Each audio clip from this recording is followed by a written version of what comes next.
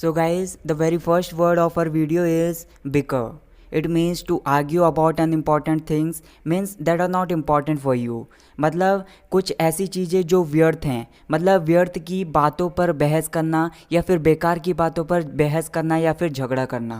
For example, children always beaker. मतलब बच्चे जो होते हैं वो हमेशा बेकार की बातों पर झगड़ा करते हैं या फिर बेकार की बातों पर बहस करते हैं. Children always bicker. एक और एग्जांपल है I don't want to bicker. मतलब मैं बेकार की बातों पर झगड़ा नहीं करना चाहता या फिर मैं बेकार की बातों पर बहस नहीं करना चाहता. I don't want to bicker. Next हमारी एक फ्रेजल वर्ब है रीड ऑफ. इसका मतलब होता है किसी चीज़ को, जैसे किसी लिस्ट को जोर से पढ़ना. For example, please read this list of names of. इसका मतलब ये हुआ कि कृपया नामों की इस लिस्ट को या फिर कृपया नामों की इस सूची को जोर से पढ़ो. Please read this list of names of. एक और एग्जांपल है प्रीस्ट रेड सत्यनारायण कथा ऑफ. इसका मतलब ये हुआ पंडित जी ने सत्यनारायण की कथा जोर से पढ़ी. प्रीस्ट रेड सत्यनारायण कथा of. Next word is gushing. इसका मतलब होता है भावुक. जैसे नॉर्मली हम एक वर्ड यूज़ करते हैं इमोशनल, इसका भी मतलब यही होता है भावुक, लेकिन इसकी जगह हम एक एडवांस्ड वर्ड यूज़ कर सकते हैं दैट इज़ गशिंग. गशिंग इसका मतलब होता है भावुक. For example, her speech was gushing. इसका मतलब ये हुआ उसने जो स्पीच दी वो बहुत ज़्यादा भावुक थी. हर स्पीच वॉज गशिंग.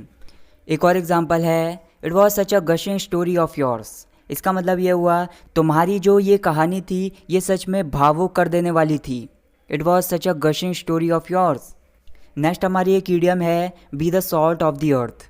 इसको हम किसी पर्सन के लिए यूज़ कर सकते हैं. मतलब एक ऐसा पर्सन जो बहुत ज़्यादा अच्छा है, मतलब ऑनेस्ट है, या फिर आप बोल सकते हैं कि वो ईमानदार है. तो ऐसे पर्सन के लिए हम बोल सकते हैं कि वो the salt of the earth है. For example, he is the one who always helps me in trouble. He is really the salt of the अर्थ.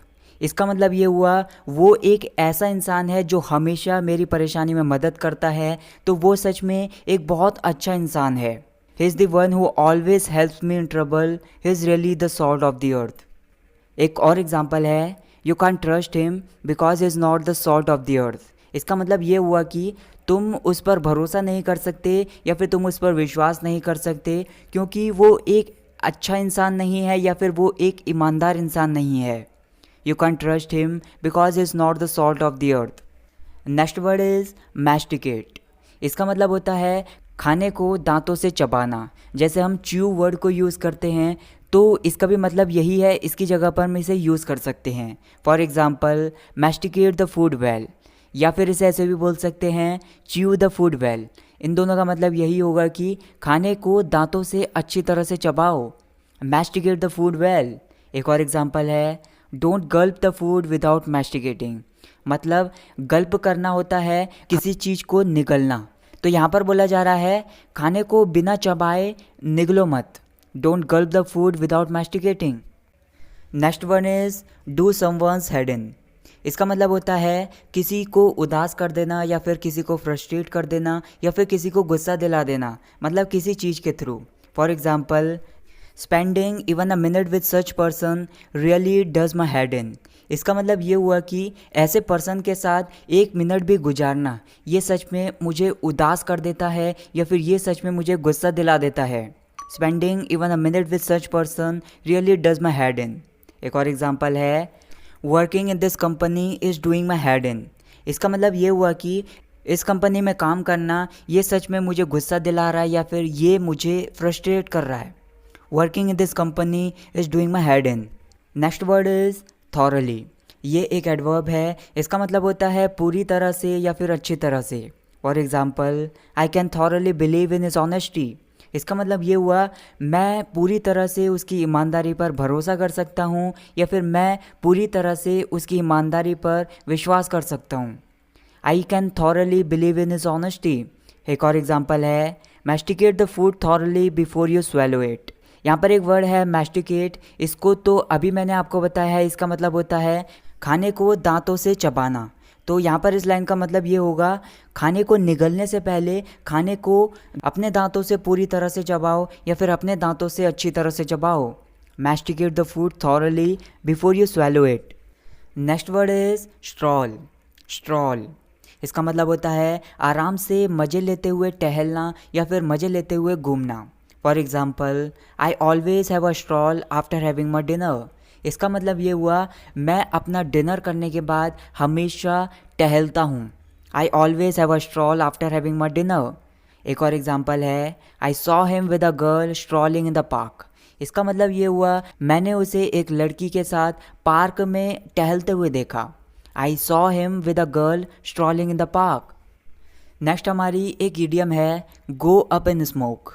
इसको हम इस सेंस में यूज़ करते हैं जैसे कोई चीज़ है वो आग में जलकर बर्बाद हो जाना या फिर राख हो जाना. इसको हम एक दूसरे सेंस में भी बोलते हैं जैसे कोई प्लान है या फिर कोई ड्रीम है वो पूरा ना होना. जैसे अगर मैं एग्जांपल के बारे में बात करूँ, 5 years ago I wanted to become a software engineer but my dream went up in smoke. इसका मतलब ये हुआ 5 सालों पहले मैं एक सॉफ्टवेयर इंजीनियर बनना चाहता था लेकिन मेरा ये जो सपना था ये पूरा नहीं हो पाया. 5 years ago I wanted to become a software engineer but my dream went up in smoke. एक और एग्जांपल है, it took only 1 hour for that place to go up in smoke. इसका मतलब ये हुआ उस जगह को जलकर बर्बाद होने में या फिर उस जगह को जलकर राख होने में केवल 1 घंटा लगा. It took only 1 hour for that place to go up in smoke. और नेक्स्ट वर्ड इज़ इंटीग्रल. इसका मतलब होता है कुछ ज़रूरी होना या फिर कोई नेसेसरी होना in order to make something complete.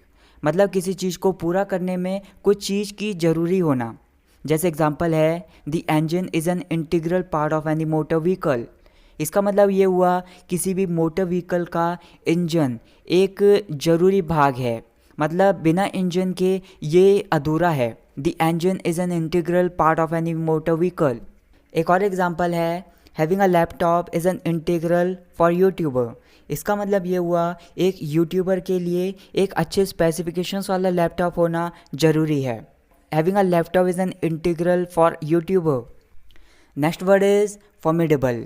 ये एक एडजेक्टिव है. इसको हम किसी पर्सन के लिए या फिर किसी चीज़ के लिए यूज़ कर सकते हैं जो डर पैदा कर देने वाला है या फिर जो दिल दहला देने वाला है. For example, he met with a formidable accident.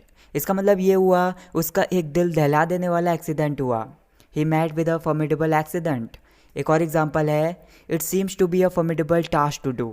इसका मतलब ये हुआ ये करने के लिए एक डर पैदा कर देने वाला काम प्रतीत होता है. It seems to be a formidable task to do. Next word is respite. इसका मतलब होता है थोड़े समय की फुर्सत या फिर थोड़े समय का आराम या फिर थोड़े समय की राहत. For example, Y do you work continuously without respite. मतलब तुम बिना आराम करे लगातार काम क्यों करते हो. Why do you work continuously without respite. एक और एग्जाम्पल है, I had no respite in my sister's wedding. इसका मतलब ये हुआ मुझे अपनी बहन की शादी में थोड़े समय का भी आराम नहीं मिला या फिर थोड़े समय की भी फुर्सत नहीं मिली. I had no respite in my sister's wedding. और नेक्स्ट वर्ड इज़ हैंडफुल.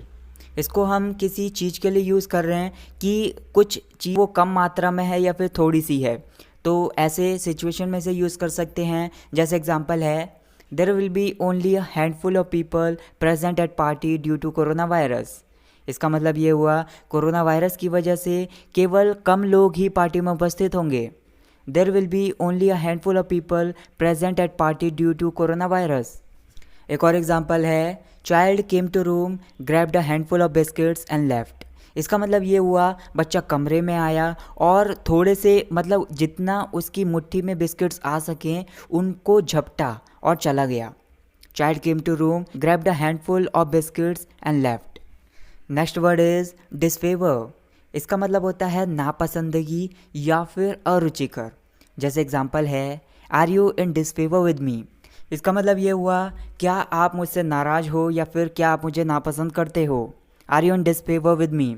एक और एग्जांपल है, I was in disfavour with her to go alone on trip. इसका मतलब ये हुआ ट्रिप पर अकेले जाने के लिए मैंने उसे नापसंद किया. I was in disfavour with her to go alone on trip. Next हमारी एक फ्रेज़ है पाइप ड्रीम. इसको हम इस सेंस में यूज़ करते हैं, मतलब जैसे कोई प्लान है जिसे आप जानते हो कि वो सक्सीड नहीं होने वाला है या फिर जो असंभव है, तो ऐसे सपने के लिए हम बोल सकते हैं कि वो एक पाइप ड्रीम है। मतलब वो एक ऐसा ड्रीम है जो पूरा नहीं होने वाला है। जैसे एग्जांपल है, most of people use to think of electric cars as a pipe dream. इसका मतलब ये हुआ, ज़्यादातर लोग सोचा करते थे कि बिजली से चलने वाली कार्स असंभव हैं, मतलब ये जो प्लान है वो असंभव था, लेकिन अब ये पूरा हो चुका है, तो इसलिए बोला है most of people use to think of electric cars as a pipe dream. एक और एग्जांपल है, I have a pipe dream to be an actor.